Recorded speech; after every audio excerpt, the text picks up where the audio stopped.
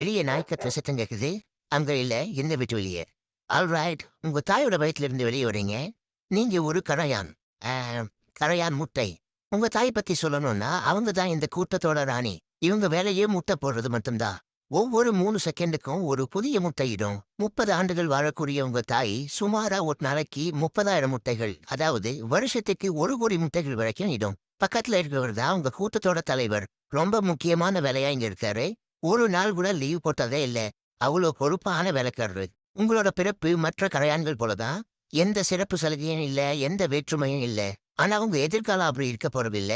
காலத்துக்கு முளைச்சு கொட்டுற வேலைக்காரனாவும் இருக்கலாம். கூட்டத்துக்காக சண்டை போட்டு உயிரை விடக்கூடிய போராளியாவும் இருக்கலாம். நல்லா சாப்பிட்டு உடம்ப தேத்திட்டு நேரடியா அரியணையில போய் உட்கார்ற நெப்போ கிட்டாவும் இருக்கலாம். இதுல சோகமான விஷயம் என்னன்னா, நீங்க ஒரு வேலைக்காரனா, போராளியா, இல்ல அரசனாங்கிறது நீங்களோ உங்க கூட்டமோ முடிவு பண்றதில்ல. பிறக்கும் போதே உங்க தலையில எழுதியிருக்கணும். சரி வாங்க, உங்க தலையில என்ன எழுதியிருக்குன்னு பார்க்கலாம்.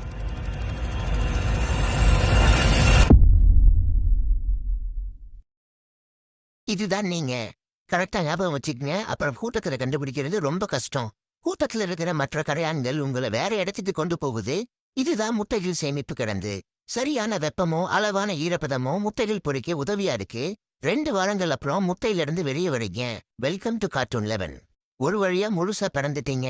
அழகான பறந்து விரிந்த உலகத்த பார்க்க நினைக்கிறீங்க. ஆனா உலகம் இன்னும் ஓப்பன் ஆகல. அதாவது கண்ணு திறக்கல. அதோட உங்களால நடக்கவும் முடியாது. சரி, கண்ணு திறந்ததுக்கு அப்புறம் வாழ்க்கை பிரகாசமா இருக்கும்னு நினைப்பீங்க. அப்படிலாம் இல்ல. சுதந்திரம்ங்கிற வார்த்தைக்கு உங்க இனத்துக்கே அர்த்தம் தெரியாது. எப்ப பார்த்தாலும் வேலை, வேலை, வேலை. பிறந்ததுல இருந்து சாகுற வரைக்கும் உழைச்சிட்டே இருக்கணும். நீங்க சுயமா எதையுமே யோசிக்க தேவையில்ல. உங்க முன்னாடி போற கரையான் என்னெல்லாம் பண்ணுதோ அதை அப்படியே காப்பி பண்ணா போதும். லைன்ல முன்னாடி மட்டும் நிக்காதீங்க. மூட்டையிலிருந்து வெளியே வந்தவங்கள யாரோ தலையில தூக்கிட்டு போறாங்க. இதுங்க வேலைக்கார கரையான்கள். இதுங்கள பத்தி அப்புறம் சொல்றேன். நீங்க வந்து சேர்ந்திருக்க இடம் கரையான்கள் ஆரம்ப சுகாதார நிலையம். அடுத்த சில மாதங்கள் நீங்க இங்கதான் இருக்க போறீங்க. சத்து மாவு சாப்பிடுறது, நடந்து பழகுறது, விளையாடுறது, சண்டை போடுறதுன்னு அனைத்து அடிப்படை பயிற்சிகளும் இங்கதான் கொடுக்கப்படும். இப்போ நீங்க பிறந்து 8 நாட்கள் ஆகுது. நீங்க மெதுவா கண் விழிச்சு நடக்க தொடங்குறீங்க. சரி, நீங்க பண்ணக்கூடாத சில விஷயங்களை இப்ப பார்க்கலாம். மற்ற கரையான்கள் நடக்கும்போது குறுக்க போகக்கூடாது. ஜிம் பாய்ஸ் இருக்க ஏரியாவுக்கு போகக்கூடாது. முட்டை குடோனுக்கு போகக்கூடாது. முக்கியமா ராணி இருக்கிற அறைக்கு போகவே கூடாது. சுருக்கமா சொல்லணும்னா உங்க